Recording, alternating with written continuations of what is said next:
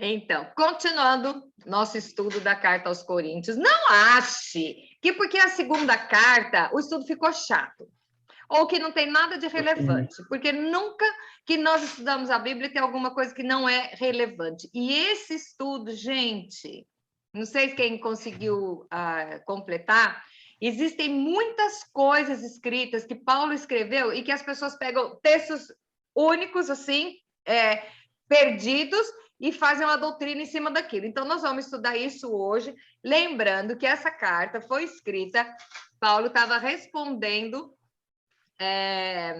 umas questões da Igreja aos Coríntios, né? Ela é chamada como a segunda carta, mas, na verdade, ela é a terceira, porque Paulo se refere à carta severa, que foi uma carta que ele mandou dando dura no povo, e essa carta se perdeu. Então, essa carta aos Coríntios, nós vamos ver que ele assim, é bem o contrário da carta dos Filipenses, né? Filipenses, ele está lá preso como é que chama? No esgoto lá, né? A prisão era da rede de esgoto, né? Então, imagina, ele de caca até o joelho e falava, alegrai-vos no Senhor, outra vez digo, alegrai-vos. Então, você fica pensando, quem é esse cara, né? Sentença de morte. Mas aí nós pegamos ele na carta aos Coríntios e nós vemos que Paulo era gente como a gente. Ele tinha as crises, tinha dia que começa a pensar, oh, meu Deus, o que eu estou fazendo? Sabe, tipo, será que eu estou nadando sozinho contra a maré? Então, é muito legal. O que eu acho grande barato de Deus e da Bíblia é que não tem super-herói. O único super-herói é Jesus Cristo, porque você veja bem, quando fala de Davi, das vitórias, mas conta os podres de Davi. Quando fala de Abraão, nós vamos estudar ainda o Velho Testamento lá, nós vamos ver a vida de Abraão, fala das coisas que ele fez, o pai da fé, mas conta os podres dele também. E aqui nós vemos Paulo, que é aquele cara que nós estudamos todas as cartas dele já, essa carta aos Coríntios é a última que nós estamos estudando, e nós vemos que de vez em quando ele para e ele tem uma crise existencial e ele fala, então, a coisa não é bem assim. Agora, o que é interessante a gente ver? Todas essas coisas que ele fala nessa segunda carta, ele fala para a igreja de Coríntios. Por quê? A igreja de Corinto é uma igreja que ele amava muito, ele tinha muita intimidade. Então, é assim, é muito mais fácil eu chegar com vocês, né? Hoje nós estamos em 4, e eu abri o meu coração para vocês 4, contar, de repente, as minhas dores mais profundas, do que numa situação onde tem um monte de pessoa que eu não conheço, né? Então, é assim, você vê o nível de intimidade. Então, eles eram irmãos, eram a igreja, mas eles eram amigos, porque só com amigo você tem coragem de abrir o seu coração e falar o que você está sentindo, falar das suas dúvidas, falar do que você não gostou. Então, com amigos, a gente tira a máscara. Então, eu acho muito legal essa segunda carta de Paulo, porque ele está mostrando o homem Paulo, o ser humano, aquele que sofre e que tem as questões dele. Então, eu acho muito legal isso. E nós estudamos já o capítulo 1 e o 2 da segunda carta. E hoje nós vamos estudar no capítulo 3. Vamos começar. E assim, tem uns textos que nós vamos ter que ler mesmo. Então, a primeira pergunta tem assim, o que você entende nos versos de 1 a 6? Então, vamos lá. Nós temos que ler o texto todo para você entender o que é que Paulo estava querendo dizer, porque não é certo você isolar textos. Nós temos que ter cuidado com o texto, porque texto sem contexto é pretexto. Então, você tem que ver o que ele estava falando antes e o que ele estava falando depois, para você entender o porquê que ele disse aquilo. Pegar só um texto separado, corre-se o risco de cometer heresias, tá? Então, vamos lá. O que Paulo está falando? Começamos, porventura, outra vez a recomendarmos a nós mesmos. Lembra que no estudo passado, se você não viu, volta lá no estudo 9 da carta aos Coríntios, e aí vai falar o começo da carta, tá? Então, agora ele está dizendo, será que eu vou ter que, de novo, me recomendar? Ou temos necessidade, como alguns, de cartas de recomendação para vós outros ou de vós? Quer dizer, será que vocês não me conhecem? Traduzindo, né? Será que vocês não me conhecem?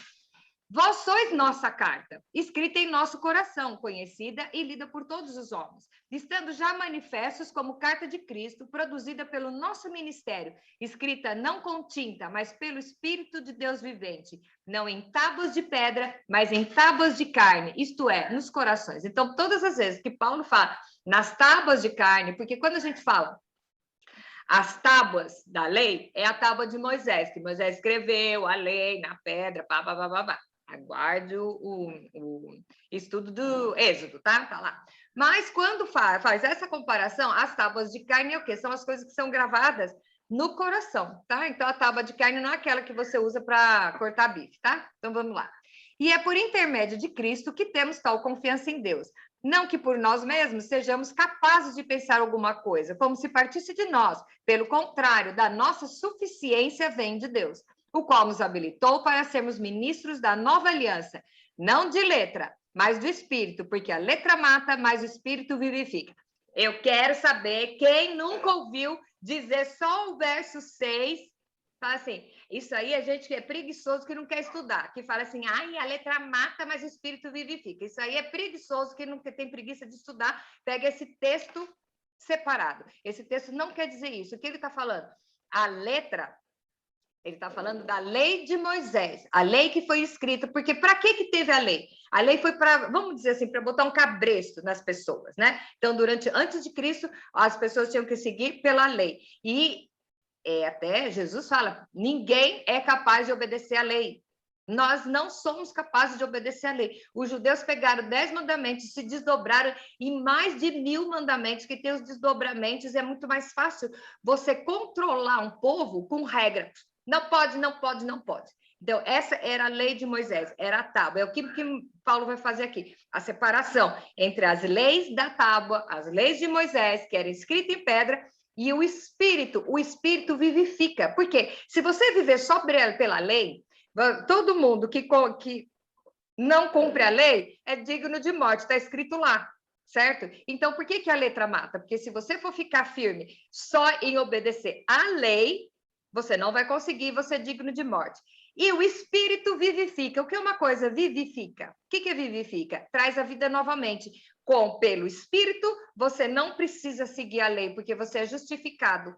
Você não é justo, você é justificado. Então, o que quer dizer isso? É exatamente isso. A letra mata, porque se você for ficar preso na lei, só na lei, e na lei você é digno de morte, porque você não vai conseguir cumprir tudo. Porém, pelo Espírito, você é vivificado. Então, o Espírito vivifica. Entenderam? Então, quando você ouvir algum preguiçoso de estudar, ou ignorante mesmo, e disser assim, a letra, eu não vou estudar, eu não vou lá, né? Só fico eu e Deus. Gente, eu já ouvi isso, tá? Eu não preciso ler a Bíblia porque Deus fala comigo o que ele quer. Ok, cabeção. Aí, é isso aí, é preguiça. Aí usa esse texto, porque a letra mata, mas o Espírito vivifica. Ô, cabeção, vamos estudar para saber realmente o que você está falando. Então, é assim, isso é desculpa, subterfúgio de quem não quer estudar, ok? E o próprio Paulo, lá para frente, nós vemos na carta de Timóteo, o que ele fala? Aplica-te a estudar, conheça a palavra, nela medita de dia e de noite. Então, essa não era a visão de Paulo. Então, vendo esse texto aqui, a gente vai explicar, entender exatamente. Tábua de pedra, a lei de Moisés, ele vai falar isso nesse capítulo, ok? Então, espero que seja bem clara essa história desse versículo usado erroneamente, tá bom? Que a letra mata, mas o Espírito vivifica, e é a pergunta 2 que diz o que realmente você entende por esse texto. Então, na pergunta 1, eu já respondi a 1 e a 2. Isso, tá. Promoção. Com uma resposta, responde a 1 e a 2. Vamos lá. Pergunta 3. A mensagem que ele prega vem da onde? Então, ele vai contar de novo a história de Moisés, tá? Então, ele fala assim, e se o ministério da morte, gravado em letras de pedra, se revestiu de glória, a ponto dos filhos de Israel não poderem fitar a face de Moisés por causa da glória do seu rosto, ainda que desvanecente. Como não será a maior glória do ministério do Espírito? Vou explicar aqui para quem não sabe o que aconteceu. Moisés, gente, Moisés era o cara, tá? Moisés estava lá e falava para Deus assim, Deus chamou ele lá no monte, foi ter um tete-a-tete, face to face para ele. E ele falava assim, eu quero ver tua glória, eu quero ver tua glória, eu quero ver tua glória, eu quero ver tua glória. Deus conversava com ele e ele falava, eu quero ver tua glória, eu quero ver tua glória. E Deus pegou e falou assim para ele, não é, nenhuma pessoa pode ver a minha glória e viver. Porque a glória de Deus entra em contato com o pecado, ok. Mas fez aquele negócio muito legal. Falou para ele assim, entra atrás da penha, numa brecha da penha, e eu vou passar de costa, né? Então ele passou de costa e Moisés teve um relance do que era a glória de Deus ali.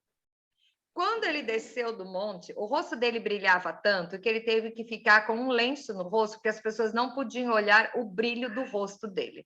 Porque quando você se depara com a glória de Deus, você reflete isso.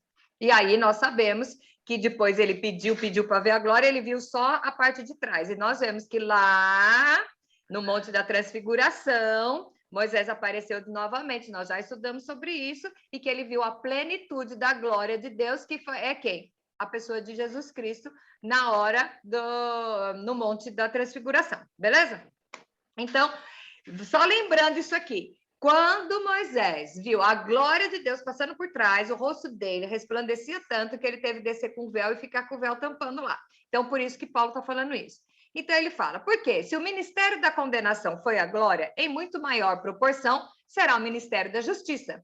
Porquanto, na verdade, o que outrora foi glorificado nesse respeito já não resplandece, diante da atual sobreexcelência de glória.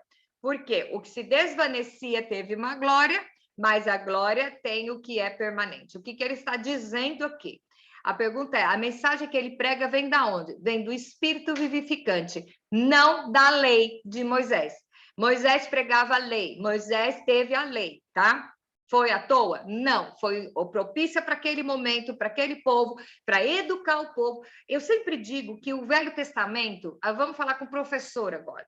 Quando eu fiz magistério, viu? Então eu aprendi. Quando você vai ensinar para uma criança, você vai do todo para partes. Então você vai para alegoria, você conta histórias e dali você vai extraindo o que você vai ensinar. Deus fez isso com a humanidade. Ele fez o todo e depois ele foi especificando. Então, nós vemos que a lei era muito pesada, mas era o que o povo precisava naquele momento, para depois entender a vinda de Cristo, que ele ia falar o quê? Que sozinho você não consegue cumprir a lei, precisa do meu sangue, ok? Então, a pergunta é, a mensagem que ele prega vem da onde? Vem direto do Espírito Santo. Moisés pregava a lei, a mensagem era da lei, era das tábuas de pedra, o decálogo, os 10 mandamentos, que nós já estudamos aqui, tá? E, no entanto, Paulo fala da onde? A lei do Espírito Santo. Ele recebe a mensagem dele diretamente do Espírito Santo, tá bom? A pergunta 4. Qual a diferença da lei de Moisés e a era do Espírito? A lei de Moisés foi até Jesus, tá? Então, por que está falando aqui do Espírito Santo de Jesus? Vou explicar uma coisa. Nunca pôde, Deus é trindade, Deus Pai, Deus Filho, Deus Espírito Santo, tá? O que acontece?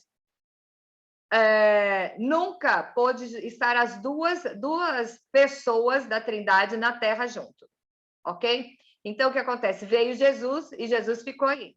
Quando Jesus subiu, ele falou, vou mandar o Consolador. Então, quando Jesus subiu, desceu o Espírito Santo, ok? Então, a era do Espírito Santo começou quando Jesus subiu aos céus, que é o Espírito, que ele fala, vou deixar um Consolador, né? Que vai ensinar, que vai consolar, e vou estar convosco até a consumação dos séculos, tudo era a presença do Espírito Santo, ok?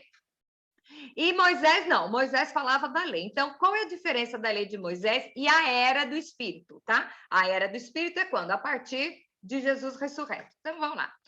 Temos, pois, tal esperança, servimos-nos de muita ousadia no falar. Gente, imagina que Paulo era ousado. Não, bobagem. E não somos como Moisés, que punha o véu sobre a face para que os filhos de Israel não atentassem à terminação do que se desvanecia. Mas os sentidos deles se embotaram, porque as pessoas olhavam para Moisés e não suportavam o brilho do rosto dele, tá? Pois até o dia de hoje, quando fazem a leitura da antiga aliança, o mesmo véu permanece, não lhe sendo revelado que em Cristo é removido. Então, vamos lá. Jesus morreu na cruz.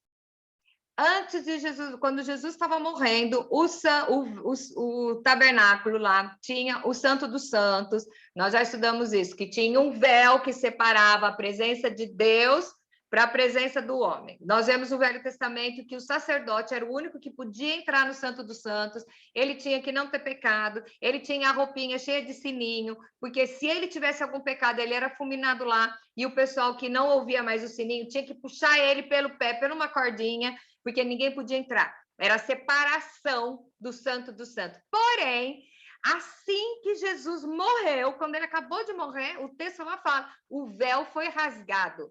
E olha que legal, foi rasgado de cima para baixo. Era Deus abrindo o caminho, abrindo o livre acesso do homem para com Deus. Então, é isso que Paulo está falando aqui.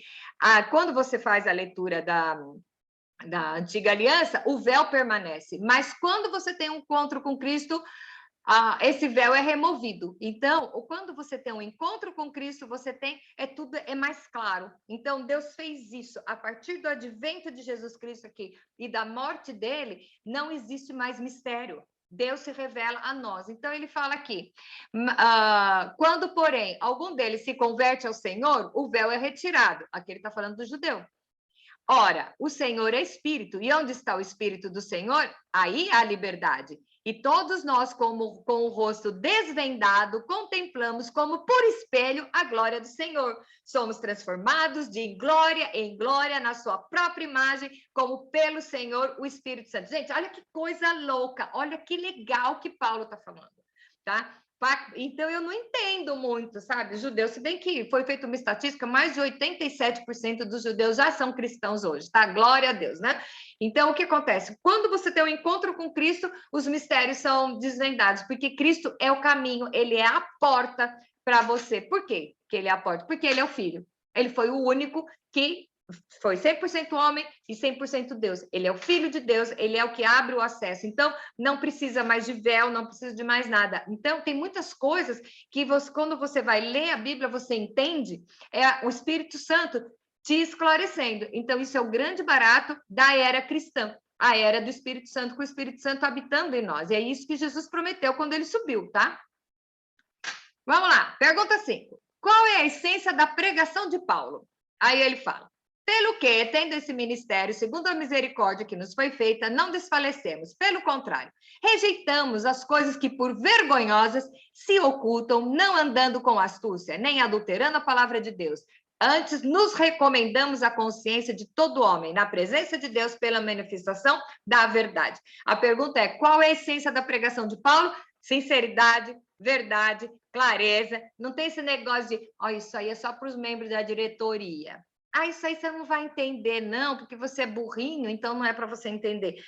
Mas você não fala latim, não fala grego, não fala hebraico, por isso que você não vai entender. Não, tá? Com o Espírito Santo, através do Espírito Santo, a pregação de Paulo é a verdade limpa e clara, tá? É limpa e clara, porque quem convence é o Espírito Santo, quem ensina é o Espírito Santo, tá bom?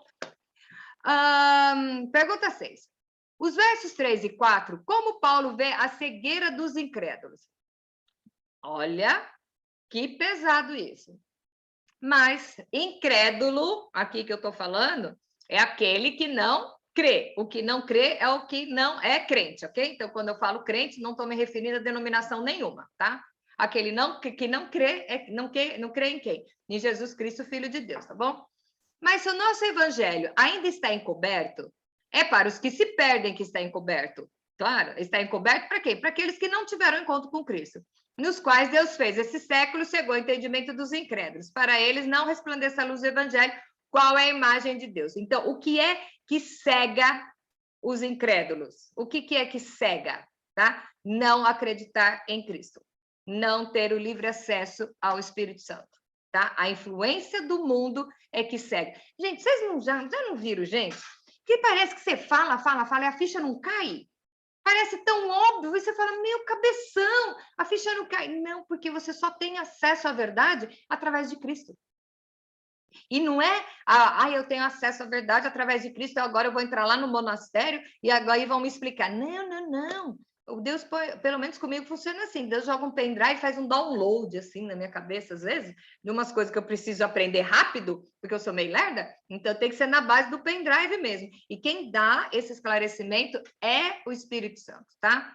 Então, a partir do momento que a pessoa tem o encontro com Cristo, o Espírito Santo tira a venda dos olhos e ele começa a ver claramente coisas que não via antes. E eu não estou falando isso, ai, os muçulmanos, estou falando de mim, de mim. Antes de ter um encontro com Cristo, eu não via a verdade ao ponto do jeito que é. E eu vou falar uma coisa para vocês, eu ainda não vi tudo.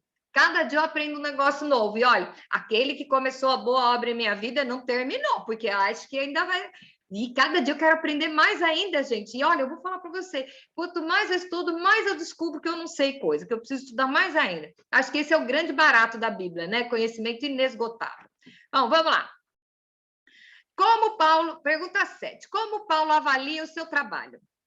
Porque não nos pregamos a nós mesmos, mas a Cristo Jesus como Senhor, e a nós mesmos como vossos servos por amor de Jesus. Vamos só explicar um negócio aqui. Por que ele fala a Cristo como Senhor? Jesus, ele tem alguns papéis. Jesus veio para ser o nosso Salvador, ok? E Jesus é o Salvador de todos. Ele veio para salvar, ele cumpriu esse papel. Isso dependia dele. Dependia dele morrer por nós e nos dar a salvação. Beleza. Mas aqui, eu pergunto aqui para mim e para você. Jesus é o Senhor da sua vida? O Salvador, ele é. Mas e o Senhor? O que é o Senhor? É aquele que tem domínio sobre a pessoa, né? Tudo que você faz, você presta contas para ele e de acordo com a boa vontade dele. Então, aqui ele fala, mas a Cristo Jesus como Senhor. Você encara Jesus Cristo como o Senhor da sua vida? Como uma pessoa que está com você, aonde quer que você vá, vendo tudo que você faz, lendo o seu pensamento, ele é o Senhor da sua vida? Ou você deixa ele lá no cantinho, dormindo no travesseiro lá, que nem estava lá no barco, lá no cantinho do seu quarto? Você não vai ter, não estou falando que você não vai ser salvo, mas você não vai absorver, não vai usufruir da vida em abundância se Jesus não for o Senhor da sua vida. Porque a partir do momento que ele é o Senhor, que o Espírito Santo age em você, como é que é? A mente expandida não consegue voltar ao seu tamanho natural? Original? Primário? Não vai, tá? Então, vamos lá. Porque Deus que disse, das trevas resplandecerá a luz. Ele mesmo resplandeceu em nosso coração para a iluminação do conhecimento da glória de Deus na face de Cristo. Nós vamos ter o conhecimento pela iluminação na face de Cristo. Resumindo tudo isso que nós vimos agora. O conhecimento, a verdade, os mistérios nos são revelados através de Cristo, pelo Espírito Santo, através da salvação de Cristo. Então, Paulo avalia o seu trabalho como vindo como ele é um propagador da luz de Cristo, tá bom? Ele reflete a luz de Cristo. E aí, ele começa aqui a pergunta 8, vem de onde vem o conforto de Paulo? E ele vai falar uma coisa assim bem pesada que a gente fala só para amigo, tá? Então imagine ele falando com os amigos mais queridos dele. Então ele diz o seguinte: temos, porém, esse tesouro em vasos de barro. Que tesouro? A sabedoria que vem do céu, ok? Para que a excelência do poder seja de Deus e não de nós. Em tudo somos atribulados, mas não somos angustiados. Nós somos perplexos, porém não desanimados. Perseguidos, mas não desamparados. Abatidos e não destruídos. Levando sempre no corpo o morrer de Cristo, para que também a sua vida se manifeste em nosso corpo. Gente, a certeza que ele tem, que ele vai ser atribulado, mas ele não vai ficar angustiado no meio da tribulação. Quem consegue fazer isso? Ele vai ficar perplexo com as coisas que acontecem, mas não vai desanimar. Ai, fim do mundo, Covid, Talibã, chip da besta, o mundo vai acabar. Ok, você fica perplexo, mas não fica desanimado, porque você sabe, em Cristo você tem pleno conhecimento das promessas que tem para você. Perseguidos, mas não desamparados. Pode estar me perseguindo, mas eu sei que Cristo está comigo, eu sei que Deus cuida de mim. Abatido.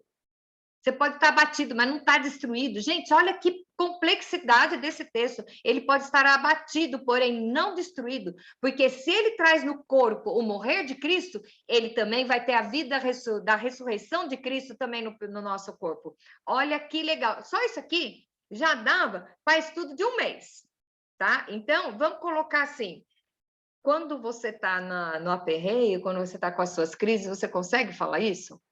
Você tem essa esperança de saber? Você só vai saber se você souber as promessas que você tem para a sua vida. Você só vai conseguir passar por todas essas tribulações, todos esses aperreios, se você souber que você não está largado no mundo, que você não está solto à própria sorte, que você é apenas um número no universo. Não, você é especial, Deus tem um projeto para você. Então, tudo isso pode acontecer, mas você sabe que você vai estar seguro e guardado. Olha que maravilha. Qual a esperança dele no meio do sofrimento? Olha só. Porque nós que vivemos somos sempre entregues à morte por causa de Cristo. Naquela época tinha muita perseguição. Aí você fala, ai, mas hoje não tem mais. Vai lá para a China.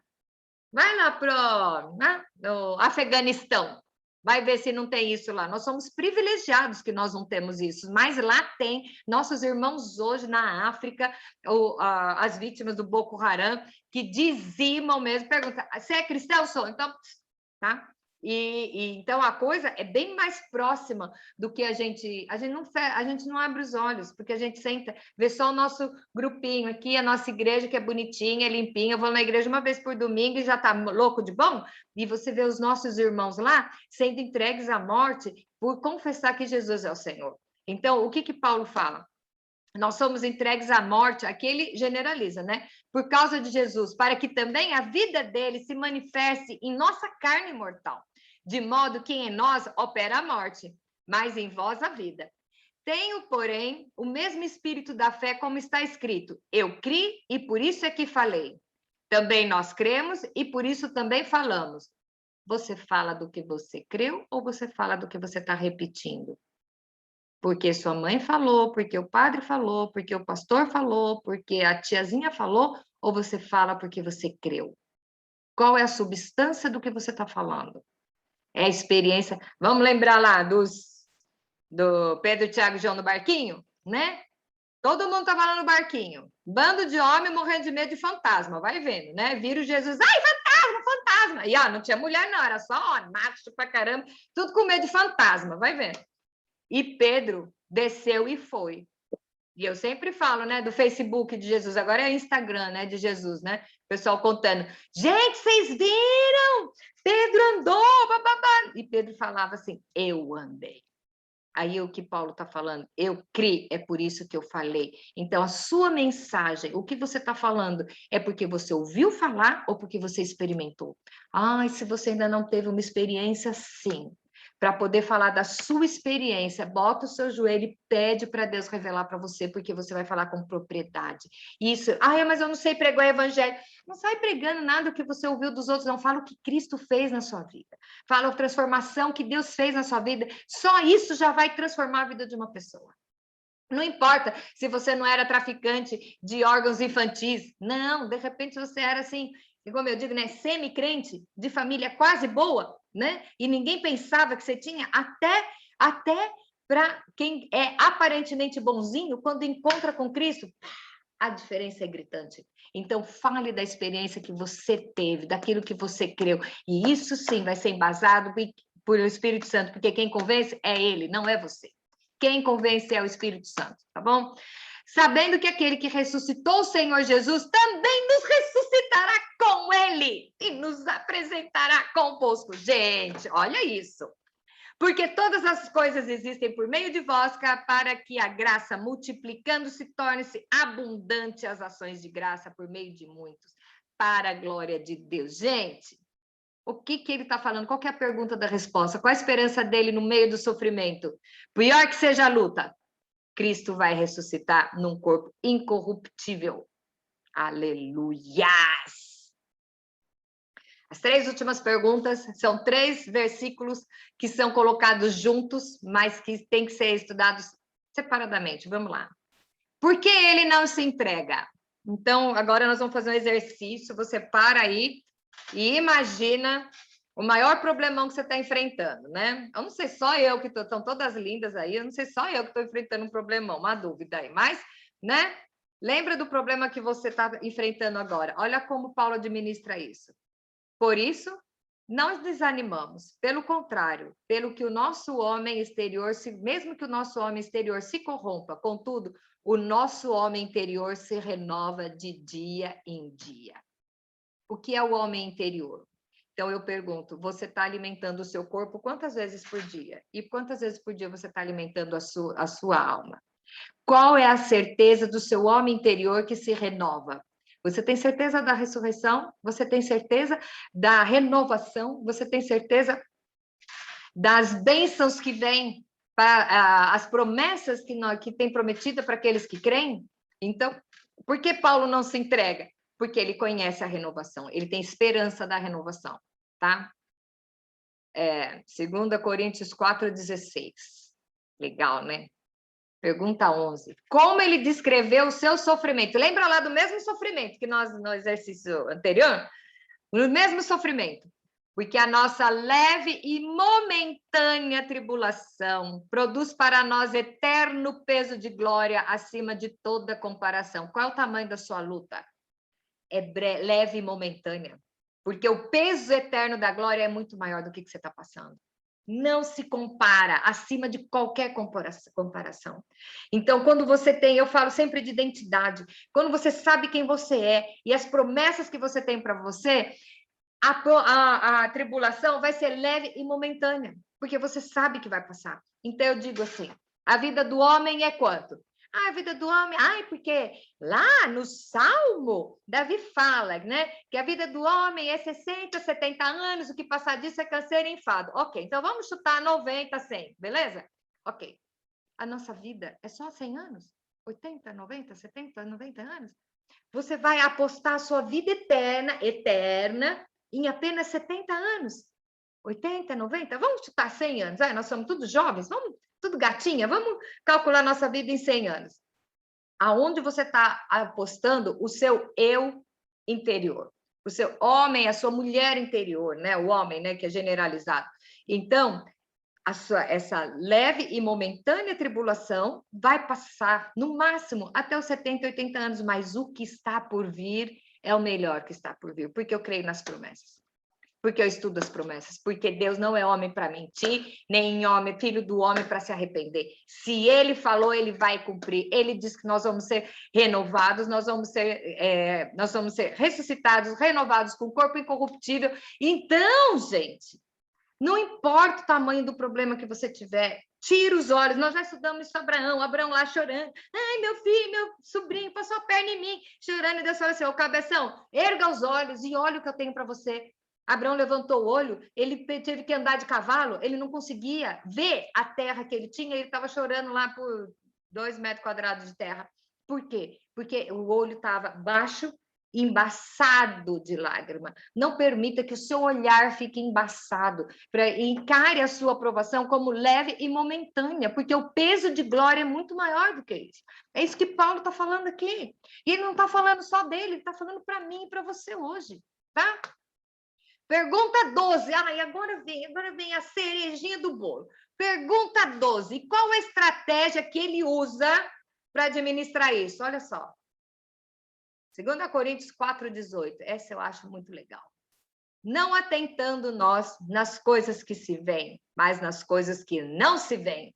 Porque as que vêm são temporais e as que não se veem são eternas. Então, qual é a estratégia que ele usa? Desviar o foco.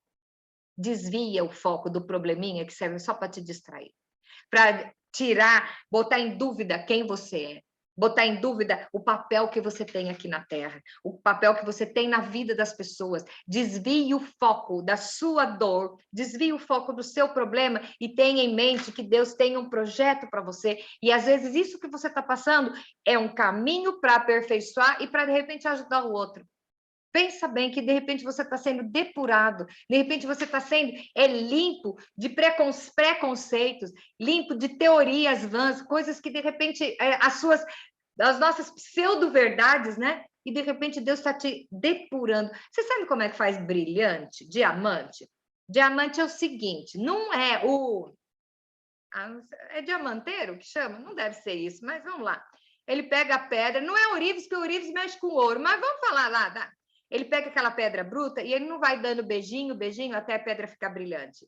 Ele pega a pedra, pega um formãozinho, que é uma faquinha, um martelinho, e tum, tum, vai tirando as lascas. E o brilhante, quanto mais facetas ele tem, maior é o brilho. E ele vira um diamante assim. Não é com beijinho, é com formão e martelada. Então, saiba que nós somos pedras preciosas na mão do Senhor.